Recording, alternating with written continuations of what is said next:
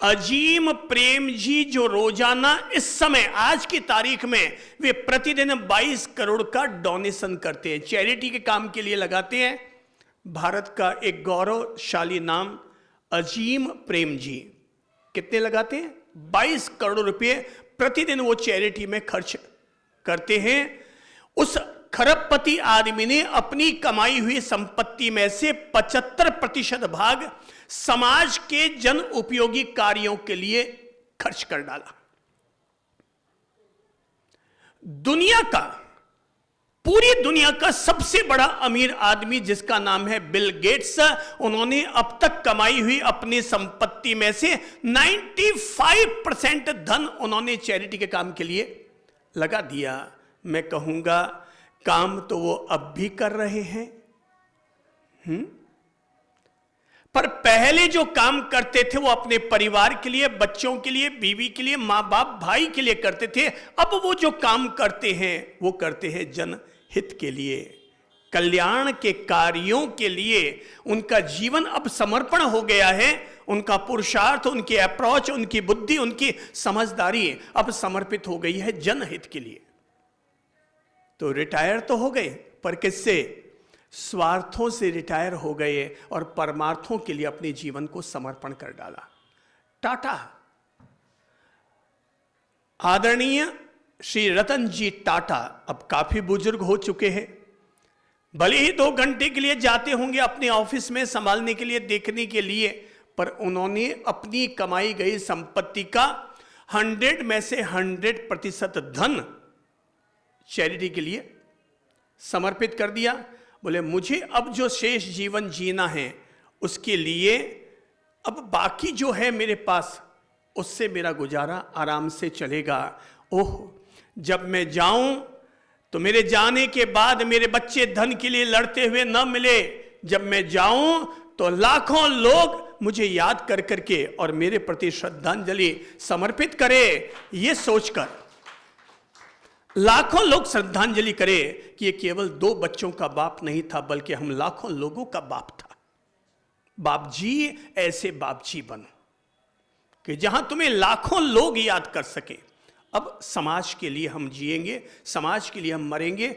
और मैं जीवन का सीक्रेट ये समझाना चाह रहा हूं कि 60 इयर्स के बाद में अब जो कमाओ वो 100 का 100% वापस परमार्थ के लिए लगा जाओ। तुम्हारा अपना जीवन जीने के लिए, तुम्हारे अपने बच्चों का भरण पोषण करने के लिए तुमने 60 साल की जिंदगी लगा दी है।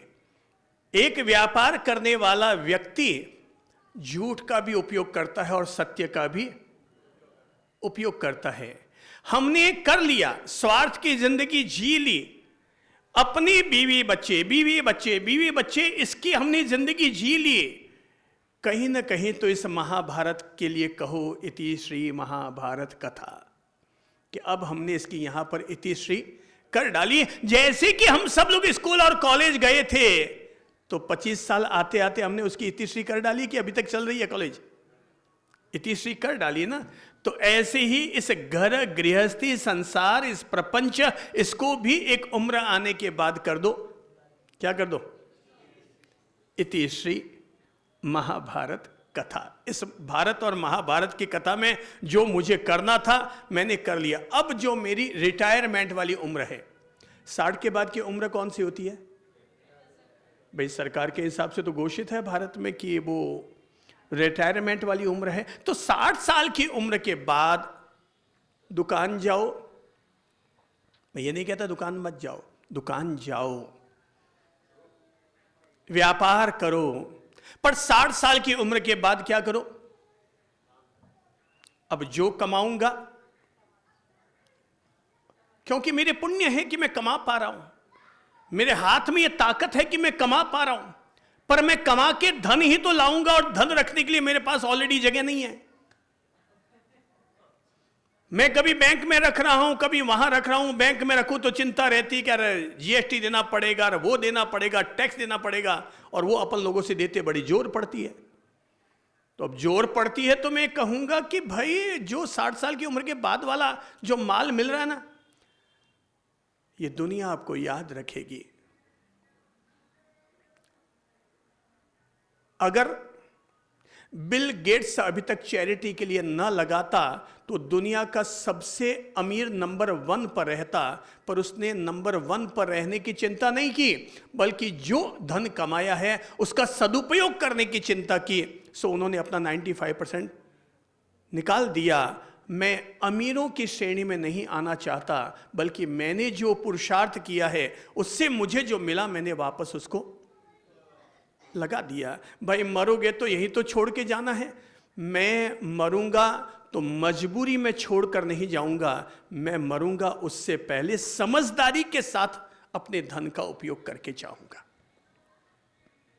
अब मरने के बाद तो मरने के बाद तो 22 थानी चूड़िया थाने बहु लेसी अपने आप ही थे, नहीं दे वो तो भी ले। अब मजबूरी में देना वो अलग बिंदु है, और समझदारी के साथ देना, बेटा तू मेरी छोटी बहू है, ले मैं तुझे सोने की 4 चूड़ियां देती हूं। आपकी साड़ी अब आपके घर में काम नहीं आ रही है, कोई पहनने वाला नहीं है, तो आप अपने काम वाली बाई को देते हैं, ले भाई आज साड़ी थारे काम आई जैसी। ये आप देना आपकी मजबूरी है, ये धर्म नहीं है, ये परोपकार नहीं है, इससे आपको कोई पुण्य मिल जाएगा मुझे तो उम्मीद नहीं है। मुझे लगता है आपके पास लगता है यार घर में मैं संभाल कितना संभालू, निकाल दिया। भाई मजबूरी में मत दो, मजबूती के साथ दो। बात समझ में आ रही है? कैसे दो? मन की मजबूती के साथ दो, न कि मन की मजबूरी के साथ दो। तो मैं कहूंगा खुद को रिटायर मत होने दो। पहला सुझाव दे रहा हूं। देखिए कुछ ऐसे लोगों को भले मैं नाम भी ले लूं, जैसे यहां संबोधि धाम के एक अत्यंत सम्मानित व्यक्ति हैं KN भंडारी।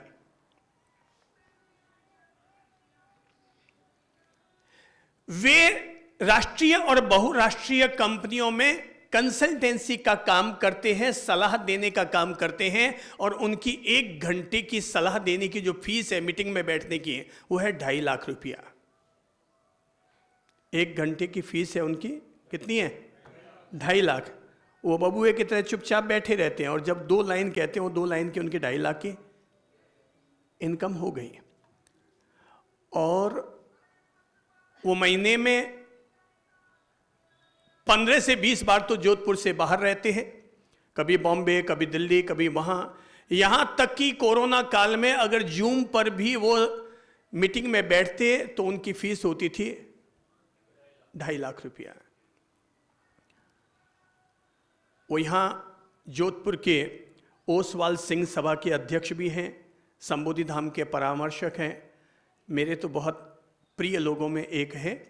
अब प्रिय लोगों में एक क्यों है वो समझाता हूं। वो इस तरह से कंसल्टेंसी फीस लेकर के साल के करीबन 7 से 8 करोड़ रुपए कमाते हैं, और वो पूरे के पूरे 8 करोड़ रुपए वो 100% चैरिटी के काम में वापस लगा देते हैं।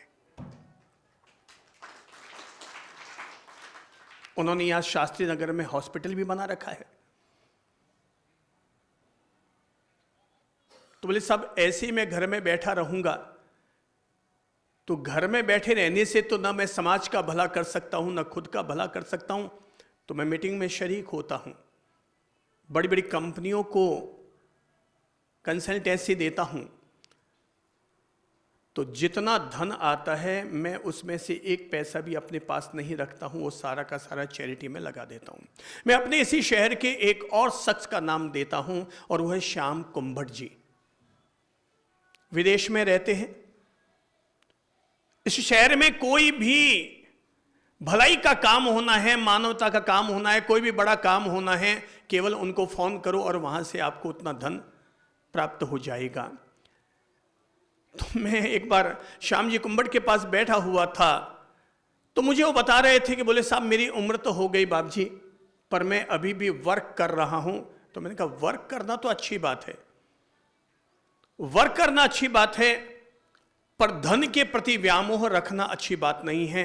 तब उन्होंने कहा गुरुदेव मैं ईमानदारी के साथ कहता हूं, मेरे पास जितना धन है वो मेरे और मेरे बच्चों के खत्म, नहीं होना है।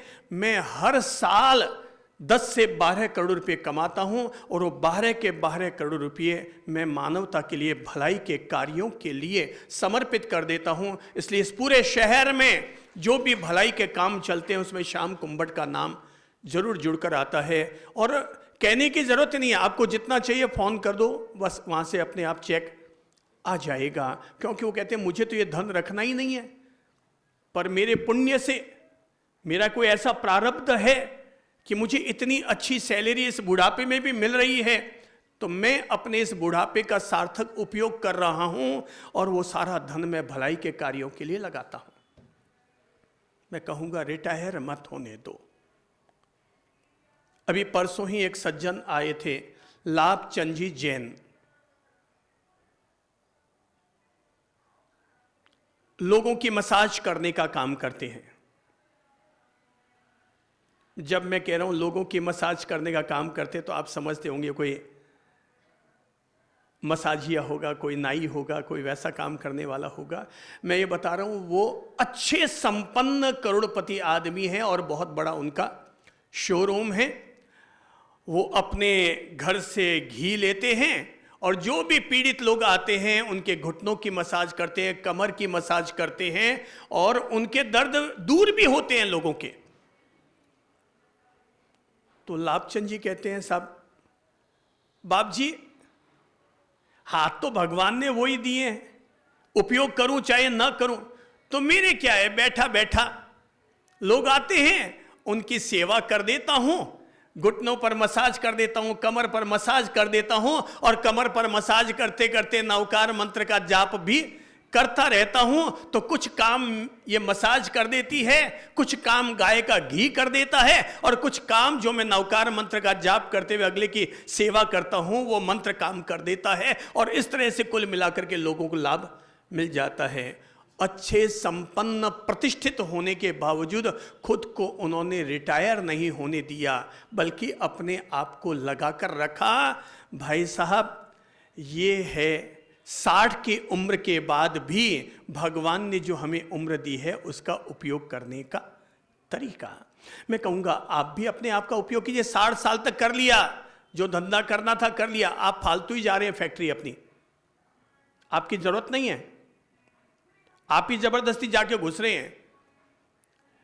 बेटे अब आप कितने बड़े हो गए कि आपके खुद के पोते और पड़पोते होने की तैयारी हो रही है और बेटों को आपकी जरूरत नहीं है, आप ही जबरदस्ती जाके घुस रहे हैं। मैं कहूंगा 60 साल की उम्र के बाद बच्चों से कहो बेटा अब मैं फैक्ट्री तो आऊंगा, लेकिन हर महीने की मेरी फीस बांध दो, क्योंकि मेरे अनुभवों का तुम्हें लाभ मिलेगा, तो मेरी फीस बांध दो। बोले पापा जी ये क्या बात कर रहे हैं आप, फीस बांध दो। बोले ना ना ना ना ना, मेरी फीस बांध दो। अब मैं फोकट में सेवा नहीं दूंगा, क्योंकि जो मैं कमाऊंगा तेरे लिए ही छोड़कर जाऊंगा ना, तो मैं करूंगा क्या, मेरी फीस बांध दो। बोले बाप जी आपकी जो इच्छा है सो ठीक है कर लो। बोले ठीक है, मेरी हर महीने की 50,000 रुपया मेरी फीस, बस अब जाओ 6 घंटे वहां पर काम करो, 4 घंटे काम करो, जितने आपने घंटे की फीस लिए उतने घंटे काम करो और वो जो 50,000 आए हैं वो 50,000 अपने हाथों से समाज की भलाई के लिए, दीन दुखियों की भलाई के लिए, औरों के लिए करके जाओ, वरना केवल स्वार्थ की जिंदगी होगी। समाज के लिए कब करोगे? केवल स्वार्थी जीवड़ा खुद के लिए इकट्ठा कर करके जाओगे तो पीछे याद करने वाले कितने होंगे? कितने होंगे? एक या दो? 2 या 4? और वो 2 भी याद नहीं करेंगे। वो कहते हैं कोई याद नहीं करेगा। और मैं आप लोगों से कह रहा हूं, जो कह रहे हैं ना कोई नहीं याद करेगा, मैं उन्हीं को ही संबोधित करते हुए कहता हूं। संबोधि शब्द का अर्थ ही होता है स्वयं का बोध। तो मैं आप लोगों को ही बोध देते हुए कह रहा हूं कि कोई याद नहीं करेगा। भाई आप अपने घर में आपने मंदिर बनाया है, भगवान को आपने स्थापित करके रखा हुआ है, तो लोग आप भगवान को याद करते हैं ना। और अभी तक हमने भगवान जैसा कोई कर्म किया ही नहीं है, तो लोग हमें कैसे याद करेंगे? कुल देवता बनने जैसे काम तो हमें करने पड़ेंगे ना। और वैसा करने के लिए सुझाव देता हूं, पहली बात, खुद को क्या मत होने दो, रिटायर मत होने दो, सक्रिय बनाकर रखो। नंबर दूसरा सुझाव, फिजिकल रूप से खुद को हमेशा एक्टिव रखो, शारीरिक रूप से हमेशा अपने आप को सक्रिय बनाकर रखो। यह हमेशा दुआ करो अपने लिए कि मुझे कभी किसी दूसरे से सेवा न लेनी पड़े। हे भगवान, मैं अपने काम खुद करते हुए चलता फिरता ऊपर चला जाऊं, न कि औरों की सेवाओं का ऋण अपने पर चढ़ा करके जाऊं। तो फिजिकल रूप से फिट रहो, फिजिकल रूप से एक्टिव रहो। इसलिए मैंने कहा, आसमान में ऊंचा उड़ो, उड़ नहीं सकते तो दौड़ लगाओ, दौड़ नहीं सकते तो चलो, चल नहीं सकते तो। विकलांग आदमी होता है ना, वो सरकते सरकते चलता है। मैं कहता हूं कोई बात नहीं, सरकते सरकते ही चलो, मगर चलो।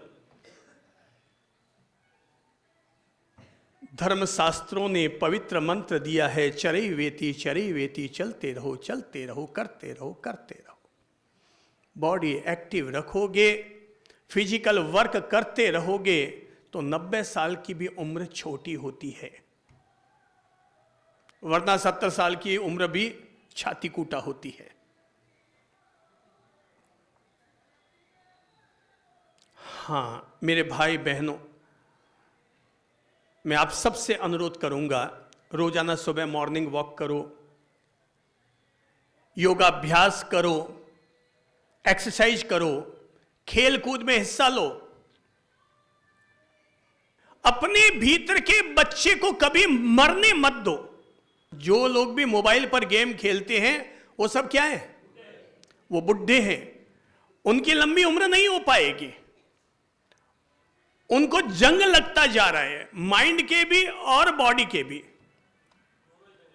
फिजिकल रूप से एक्टिवेट रहेंगे तभी तो जंग उतरेगा, तभी तो लोहा हमारा घिसते घिसते चमकता रहेगा। पत्थर घिसोगे ही नहीं तो शिवलिंग बनेगा कैसे? भाई मैं तो कहूंगा कबड्डी खेलो, एंजॉय भी करो, कभी मटर गश्ती भी करो, कभी चुटकले भी बोला करो।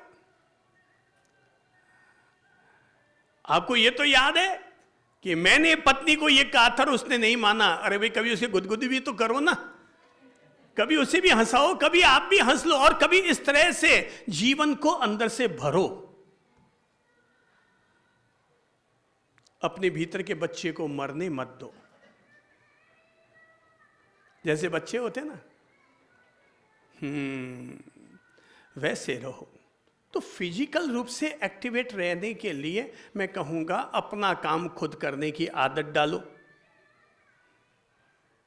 जैसे पानी पीना है, खाना बनाना है, खाना खाना है, अपने बर्तन धोना है,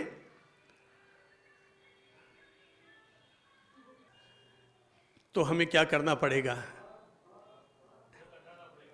जंग हटाना पड़ेगा। तो खुद को आज से क्या करो, खुद को काम पर लगा लो। फिर कहता हूं पूरा नहीं हो सकता तो थोड़ा ही करो, पर करना चालू कर दो, करना चालू कर दो। तीसरा सुझाव, पहला है खुद को रिटायर मत होने दो, दूसरा सुझाव है खुद को एक्टिव रखो। अब तीसरा सुझाव है, और वो तीसरा सुझाव है जीने के लिए खाओ, खाने के लिए मत जियो। तीसरा सुझाव क्या है? जीने के लिए खाओ, खाने के लिए मत जियो। ये जितने भी ओवरवेट लोग हो चुके हैं, उन्होंने कैसा जीवन जिया? जीने के लिए खाया या खाने के लिए जिया? खाने के लिए जिया। तो खाने के लिए अगर हम जिएंगे तो परिणाम क्या आएगा? बॉडी हमारी ओवरवेट हो जाएगी। घर वालों को तो लगता है वो रात को सो गए, और बेटा 2 बजे रात को ऑर्डर देता है पिज्जा वाले को, और वो वहां पर पिज्जा पहुंचाने आता, 250 रुपए का चूना लगा के चला गया, पता भी नहीं चला, उसने खाया, डिब्बा फेंका और रात को वापस सो गया। वो किसके लिए जी रहा है? बिल्कुल ठीक कहा आपने, वो किसके लिए जी रहा है? खाने के लिए वो जी रहा है। हमारे ज्ञानी जनों ने हमें इसलिए समझाया कि जो व्यक्ति संयम पूर्वक सात्विक भोजन करता है वो अपना चिकित्सक खुद होता है, उसके आसपास में बीमारियां नहीं फटकती है। हम लोग जो खाने के मामले में जागरूकता नहीं रखते हैं वे ही लोग ओवरवेट होते हैं, उनके शरीर में ही बीमारियां होती है। फिर चाहे वो एक्स्ट्रा कोलेस्ट्रॉल बढ़ना, कोई बता सकता है कोलेस्ट्रॉल कब बढ़ता है? हाँ बिल्कुल ठीक, आपने इन्होंने ठीक सुझाव दिया कि जब आदमी की फैट लिस्ट जब बढ़ जाती है तो आदमी अंदर से कोलेस्ट्रॉल बढ़ता है। और फैट कब बढ़ता है? आवण दा दाल रो सीरो, बोले बिदाम रो हलवा, बोले आवण तो वो एक चम्मच परोसर जावे तो आप क्यों भैया थारे घर रो माल लागे गए दामो दर्जा। तो अब ये क्या हो रहा है? कोलेस्ट्रॉल बढ़ाने का काम चल रहा है। इंसान खुद ही खुद को बीमार कर रहा है। अगर इंसान अपना संयम पूर्वक आहार ले तो इंसान काफी हद तक बीमारी से बच सकता है। तो मेरे भाई बहनों, लोग जो खूब खाने पर ध्यान देते हैं, मैं कहूंगा ज्यादा खाना खाना ये अपनी देह के प्रति आसक्ति को बढ़ाना है, देह का पोषण पर पोषण करते चले जाना है। हम लोगों ने अपनी आहार संज्ञा इतनी बढ़ा दी है। व्यक्ति सुबह उठता है 5:30 बजे, 6 बजे उठते ही क्या लेता है? चाय पीना शुरू करता है। अब रात को सोता कितने बजे है? 11 बजे, 12 बजे।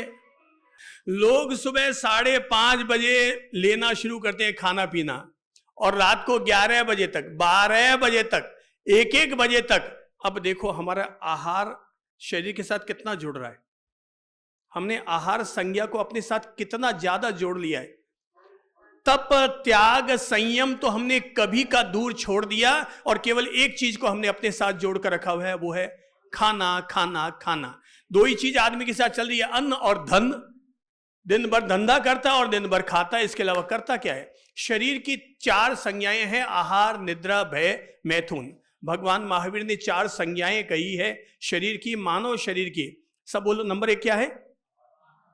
आहार। नंबर 2 निद्रा। नंबर 3 मैथुन। और नंबर 4 भय। तो आहार, निद्रा, भय और मैथुन, ये चारों संज्ञाएं हमारे साथ ऐसी चलती है, हम इससे बाहर निकलने की कभी सोचते भी नहीं है। तो मैं कहता हूं अपनी आहार संज्ञा को कम करो, आहार की आसक्ति को कम करो। कितना खाएंगे हम? सुबह से लेकर रात तक, जब तक नींद शुरू नहीं होती है तब तक हम खाते रहते हैं और जैसे ही सुबह उठते हैं फिर खाना शुरू कर देते हैं। तो हम दिन भर करते क्या है? इस शरीर का ही पोषण करते रहते हैं। खाओ खाओ खाओ, ये आ गया वो भी खाओ, ये आ गया वो भी खाओ। तो हम किसके गुलाम हो गए? अपने शरीर के, अपनी इंद्रियों के, अपने स्वाद के, अपने रूप, रस, गंध, स्पर्श के, हम उनके गुलाम होते जा रहे हैं। आत्मबोध तो कभी रहता ही नहीं है। तो सबसे अच्छी समझदारी का काम है अपने इस आहार संज्ञा को कम करने के लिए भाई पहला नियम रख लो, सूर्योदय होने से पहले मैं कुछ खाऊंगा नहीं और सूर्यास्त होने के बाद मैं कुछ खाऊंगा नहीं। आहार की संज्ञा कम हुई कि नहीं? अभी जो खाना चल रहा है, सुबह जिसने 6 बजे चाय पी है और रात को 11 बजे जिसने खाना खाया है, कितने घंटे हुए? जोड़ के बताओ ना। 6 बजे से कितने हुए? 18 घंटा। अब हम शरीर का पोषण कितनी घंटा कर रहे हैं? हम केवल शरीर के लेवल पर ही जी रहे हैं। रात को सो गए तो भी शरीर के लेवल पर, और दिन भर खा रहे हैं तब भी शरीर के लेवल पर। हमें कभी ये तो याद आता ही नहीं कि मुझे कंट्रोल भी करना चाहिए, संयम भी करना चाहिए, त्याग भी करना चाहिए। तो भाई पहला तरीका है, सूर्योदय से पहले मैं कुछ भी ग्रहण नहीं करूंगा। सूर्यास्त हो गया उसके बाद पानी पीना है, पी लो, बाकी सारा खान बंद। ये क्या हो गया? हमने अपना आहार कम कर लिया। और उसमें भी अगर हम ये कर सके कि सब एक बार खाना खा लिया, उसके बाद में 1 प्रहर तक यानी 3 घंटे तक फिर मैं और कुछ भी ग्रहण नहीं करता सिवा पानी के। एक बार खा के खड़े हो गए, साहब अब खेल खत्म। अपन खा के खड़े हुए तो कहते हैं भाई साहब पान की चूरी खाओ, आने दे। फिर आगे बढ़े, बोले एक पान खा लो, बोले आने दे। बढ़े पहुंचे, बोले कोका कोला है, बोले आने दे। भाई परमात्मा का नाम लेकर के बैठे, श्री प्रभु शरणम। अन्नपूर्णा माता ने जो भोजन आज हमारे लिए प्रेषित किया है वो हमने ग्रहण किया, स्वीकार किया, सम्मान पूर्वक धन्यवाद दिया, परमात्मा को धन्यवाद दिया, घर की भागवान को कि भाई तूने बनाया, बहुत बहुत धन्यवाद। प्रेम से ग्रहण करो। अब खा के खड़े हो गए, उसके बाद क्या करो? आप घर से बाहर निकलते हैं तो खुला छोड़ के निकलते हैं कि लॉक लगा के निकलते हैं? लॉक लगा के निकलते हैं। तो आप भी जब खड़े हो ना तो क्या करो? लॉक लगा के अब आगे अपना कदम बढ़ाना, नहीं तो फिर अगला तो बैठा है तैयार करने के लिए। इसलिए दूसरा आदमी आपको स्वस्थ कम करता है और बीमार ज्यादा करता है। बोले सब मनुवार तो करनी पड़ी, तो मनुवार तो अगले दिन बीमार डाल रही है। तो अब ऐसी स्थिति में हमें क्या करना पड़ेगा? मैं कहता हूं कंट्रोल।